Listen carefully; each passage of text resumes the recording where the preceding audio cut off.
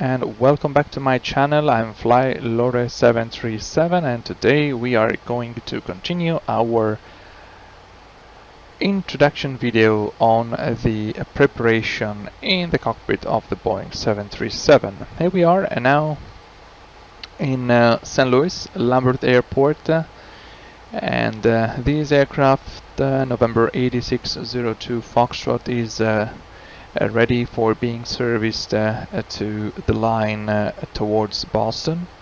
Departure time is in about 25 minutes from now. We already have completed all the pre-flight inspections. Walk around is completed, as well as all the bags loading and catering loading. So without further ado, let's jump back into the cockpit and start with what it's this video about. Well, actually, in the first part we have seen the cockpit preparation of the 737, starting from cold and dark until a situation most likely like this. And now we are going to focus on the FMC, flight management computer, through the CDU control display unit, which is the physical keyboard that the Boeing 737 is equipped with. I already have a flight plan here in my EFB system. As you can see, it's Southwest 1505 from St. Louis to Boston, and the aircraft is being serviced at the moment. So what I'm gonna do is just to match the weights of the OFP, of the operational flight plan that have been created using SimBrief, with the actual aircraft. So I'm going up here into payload and changing, first of all, making sure that it's 180 seat configuration, and then I'm changing the payload to 31.0. So this is the actual payload that we got today on board. And fuel, it is 18,500, and without discussing any fuel requirement and weather and alternate, just for the purpose of this video, I'm gonna just type in the minimum fuel required, and then let's call for the fuel truck. So now let's jump back into the FMC and start to program it. So as many of you may know, the FMC is actually composed by a screen, 6 keys on the left, 6 keys on the right. These are called line select keys. And then we have got some function. These buttons here allows to move through various pages and various information available into the flight management computer. This knob here just changes the dim of the screen, and some modern version of the FMC, or better, the CDU, more modern version of the CDUs, just includes a button instead of a knob to modify the brightness. Then we have the numbers keypad, including the dot and plus and minus signs. And then we have this alphabetical keyboard with some special keys at the bottom, like space, delete, slash and clear. And we're gonna see a little bit how they work during this video. The execute button, it's like most likely the enter button of a normal PC keyboard, has a light on top of it, which just advises the pilot to having something to execute. So anytime there is something to execute, to accept into the CDU, this light is gonna come on, and pilots needs to accept the change by pressing the execute button. Anyway, let's start with some basic information, like for example, in the keyboard, why is letter E, letter N, S, and W positioned with a square around it? The reason behind it is because they are representing the geographical cardinal points: east, north, south, and west. It's a quite old history behind this. It's coming from the days of the inertial reference system, where no GPS was available and pilots needed to put in coordinates of the gates where the aircraft was standing to start the initialization process of the FMC. And as you can see as well, like if we go up here into the overhead panel, we have as well a keyboard here with north, west, east, and south, which are again the cardinal points of the world, of the globe. And of course, since this is an IRS display, sometimes it may be needed, it's really rare, but it may be needed that pilots needs to put manually the coordinates of the position inside of this display using this small keyboard. So that is where they are coming from. And okay, let's start. First of all, most FMCs now, if the airlines choose to pay for the service, have got these ACARS. ACARS is a way to communicate with the company, with the maintenance, with the handling agent. Of course, this 737 has got a very limited ACARS, just requesting the 80s, and but in real life you will have some kind of messaging system with the maintenance, messaging system with the operational office of the company, messaging with the handling of the departure of the arrival airport, the ability to pick up the pre-departure clearance, the ATC clearance, directly into the FMC, being able to request as here meter and TAF updates for airport that are not issuing any 80s, for examples, and even more advanced function like having the mass imbalance through the ACARS, having the flight plan through the ACARS. So it's very advanced system. And yeah, in order to function correctly, the ACARS system needs a third communication radio. So like we have the COM1, the COM2, and the ACARS needs a COM3, and the COM3 needs to be on data frequency for the ACARS to work. But okay, that's one part. Jumping into the FMC, of course, the first page that we are gonna have is the ident page. It's composed by two steps, saying it's pretty much self-explanatory. Model of the aircraft, engine rating, it's 26k, so 26,000 pounds of thrust. Nav data database with the active dates, so this is active from the 13th of August until the 9th of September 2020. This is the OP program, it's like the operation system program, it's like Windows version or Mac OS version, and in this case it's update 13.0, and these updates, as I may have mentioned in my previous video, come sometimes with new features, sometimes just with bug fix. And for example, the update 13, if I remember correctly, is solving a bug that was like resetting and shutting off and then on again the FMC during certain types of approaches. So it was quite a important update anyway to solve this issue. Now the update 14 has been rolled out, and this updates brought some new features into the FMC as well for the 737 NG.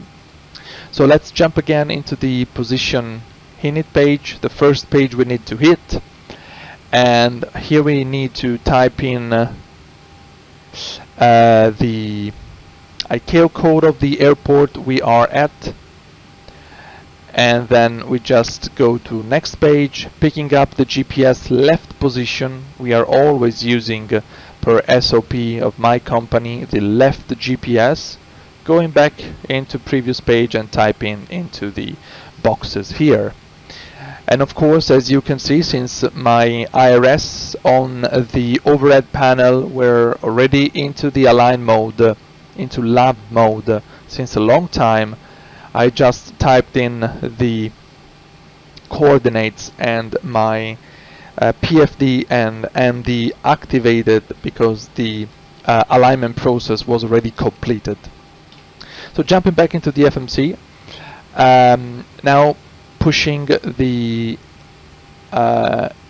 key 6 right, so 1, 2, 3, 4, 5, 6 right, to go to the route page. As you can see, it's mostly like always hitting the 6 right button to advance to the next page of information to be filled.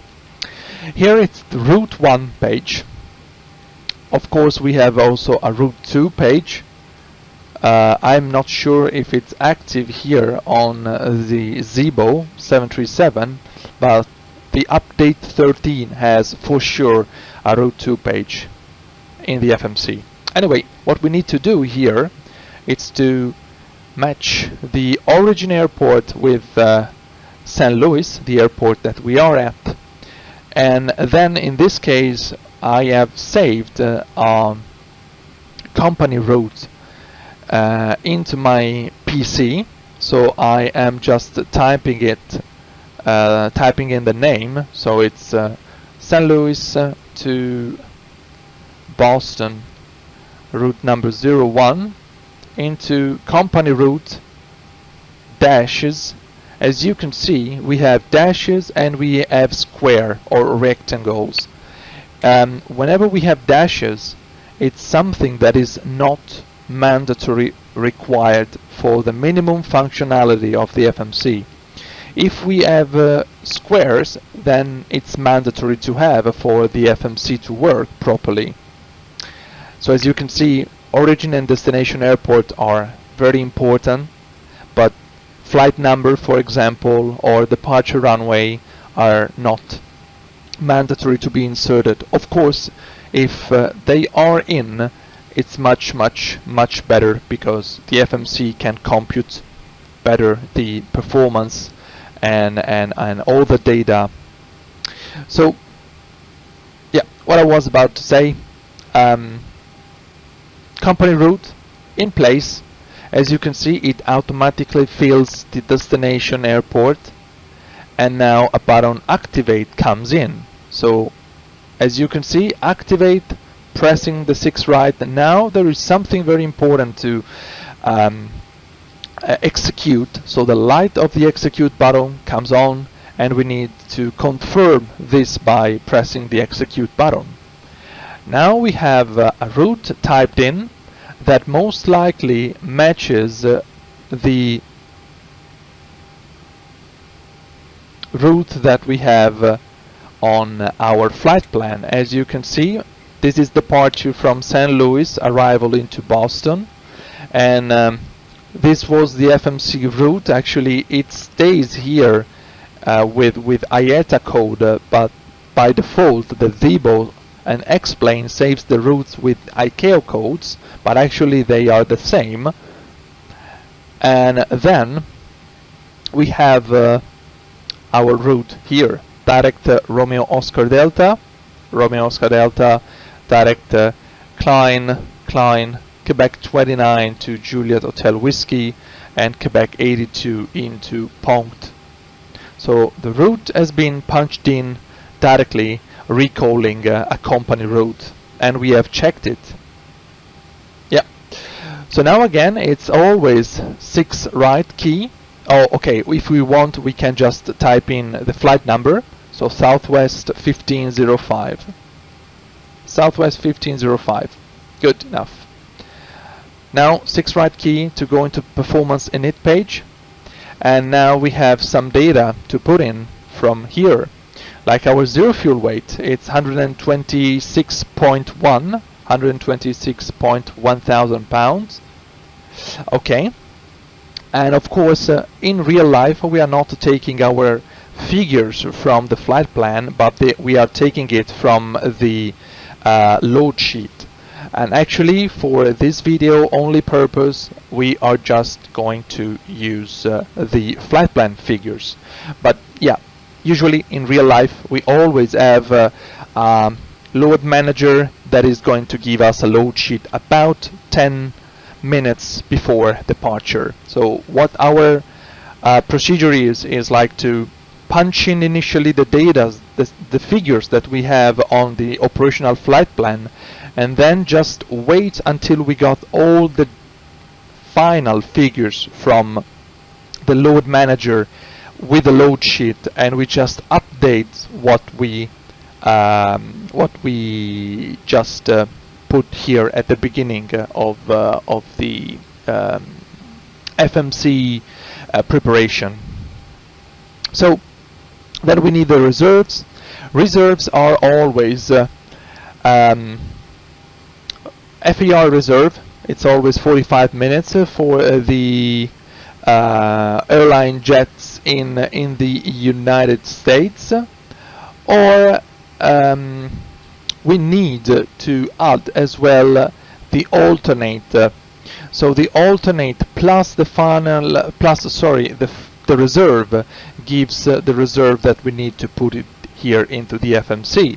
In this case we have no alternate, because the weather at destination was good enough to allow us to fly without any alternate. So we just need to put in the 45 minutes reserve, in this case 3,500 pounds, so 3.5.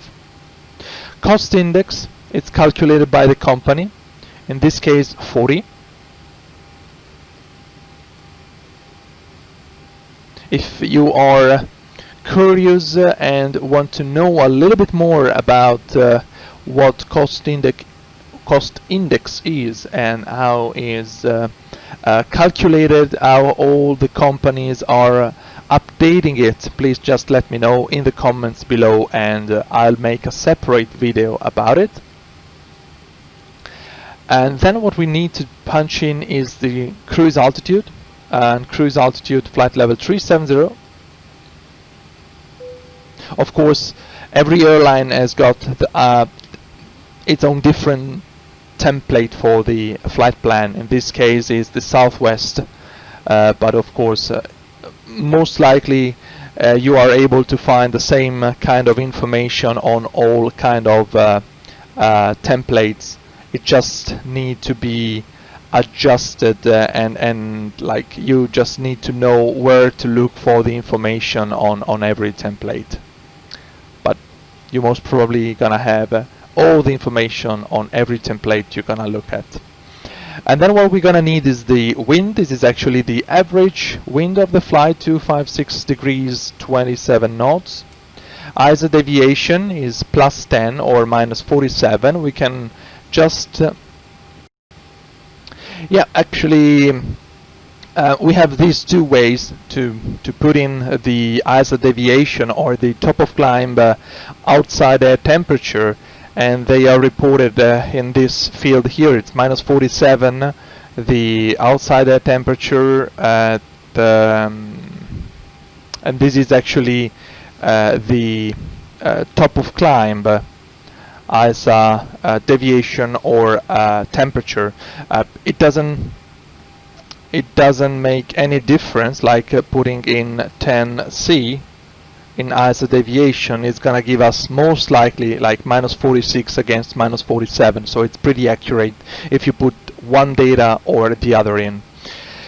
And then of course we need to accept all these changes again, so we hit execute, and this is becoming active, ACT, active performance initialization. And then with all these data we can go inside a performance calculator tool and look at our possibility for takeoff in these conditions, in this weight, in this temperature, in this wind at this airport.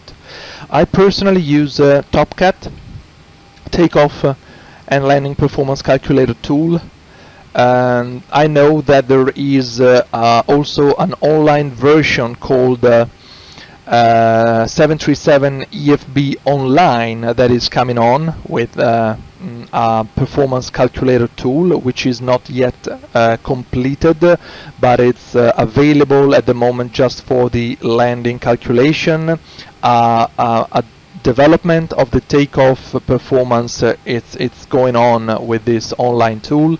I personally still use TopCat, even if it's quite old software and it's not kept up to date, unfortunately, but it's very powerful, really well done, and I still like it.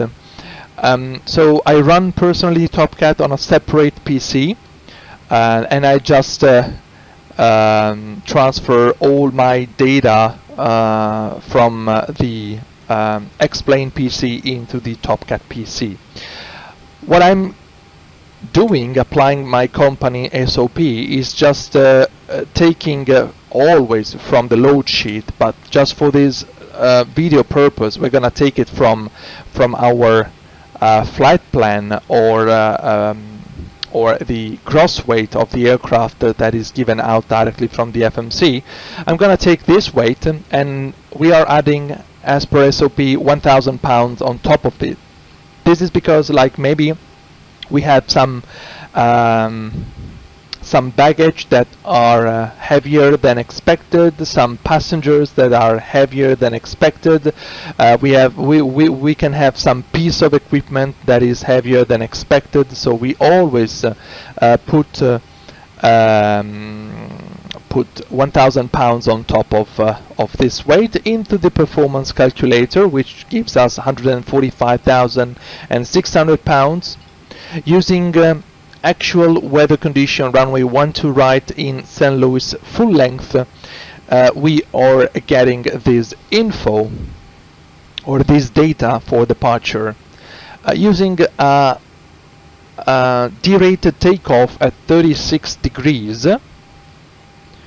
And if you are curious to know about derated takeoff and task temperature, just let me know in the comments below and I'll make a separate video for this.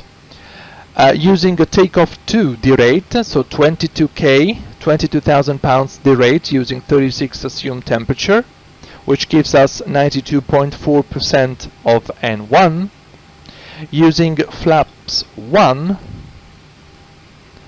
and we got a CG of, I just need to look here in my payload, CG of 21.7, which gives us a trim of 5.75.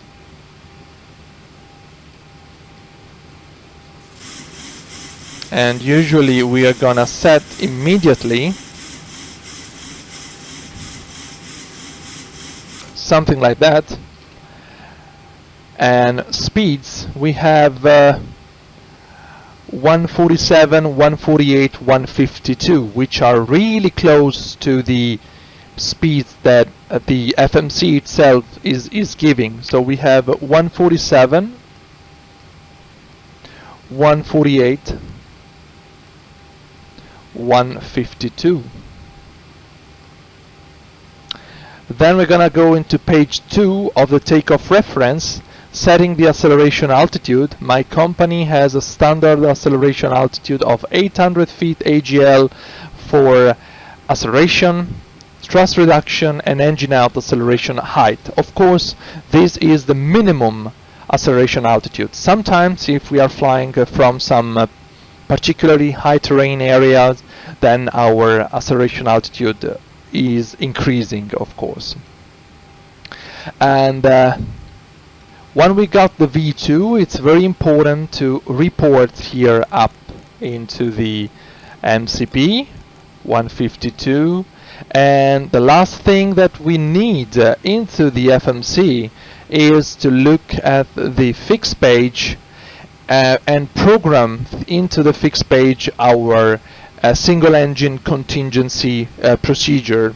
For example, I am just guessing, since my performance calculation tool it's not giving out any engine out procedure for St. Louis runway 12 right.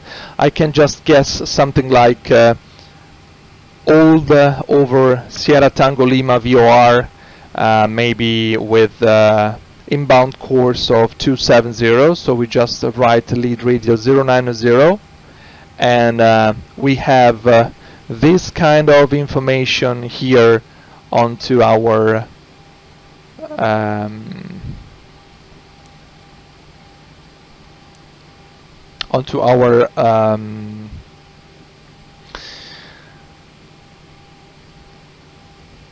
navigation display, so departing runway. Yeah, actually I just forgot to put in the departure and the expected arrival. Now let's see what happens if we forget to do it like I did now. We just go onto the departure arrival page, we go into St. Louis departure. As we spoke about, we have an expected departure runway 12 right, using the JHeart 6 departure transition Romeo Oscar Delta. So runway 12 right, using the JHeart 6 departure and transition Romeo Oscar Delta and executing it. Now we have all the route,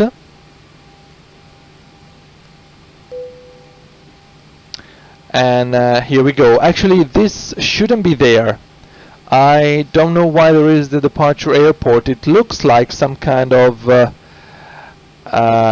error inside of the Zibo, but actually the first waypoint we should have is the runway, not the departure airport. And yeah, this actually I don't know where it's coming from and why, but we should not have this one.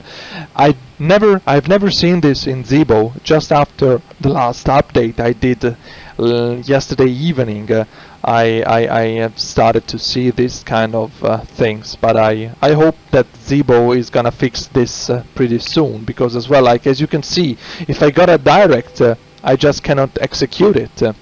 So let's hope for a fix for that. And as you can see now, I've put in the departure route, and now we have mod RT1 legs, so modified route 1 legs. If I want to make it active, I have always to execute, and now it becomes active route 1 legs. And then I have got in the legs page some like information like track, distance, speed expected to that point, altitude limitation, altitude constraint. For example, at Funke we need to be 2,500 feet or above, and so on and so forth. I can always change this data manually, but of course as per SOP in my company I'm not allowed to do that except for temperature corrections, for example, where the outside air temperature is 0 degrees Celsius or less. Then we are allowed to change these values for the altitudes according to our temperature correction table. And yeah, that's it. Actually, when I put in my SID after my takeoff data calculation, what the FMC should say is takeoff speeds deleted, because I've like picked up a runway for departure and these speeds are not applying to the same runway as I have calculated. So the FMC, as a safety features, just erases all the takeoff speeds when we are selecting an SID after our takeoff calculation. And then I can do the same for the arrival into Boston. I have expected landing in Boston on runway 33 left. So we just keep up ILS 33 left using this JFound 2 arrival. Transition paused. Here we go. Executing, punching in. Steep descent after C2. Okay, this is known. Just an information to advise us that there might be a steep descent after this point. And we might need to use some extra speed brake. Yeah, so that's it. Now we have got our FMC fully up and running. Our control display unit is all set. Our company says pilot flying must go into the route takeoff page for departure. Pilot monitoring needs to go on the legs page. And now, for example, we can arm the modes that we need on the MCP if we need a heading select departure like most places in the USA, or maybe we just arm LNAV VNAV for a fully guided departure if we have LNAV tracking just out of the runway. And do not forget to have, as you can see, they are not arming none of them. Just remember to have as you can see now, for example, only heading select is arming but not VNAV, or VNAV is not arming, because we need to have both flight directors on to have LNAV and VNAV. In this case, my departure is gonna be VNAV and heading select, so that's how it's gonna be. So I hope you have enjoyed this tutorial. I hope you like this video. Don't forget to subscribe, give a thumb up, and I will be back with another video with the last sequence of the departure preparation, of the cockpit preparation before the pushback and the engine start and taxiing out on the Boeing 737.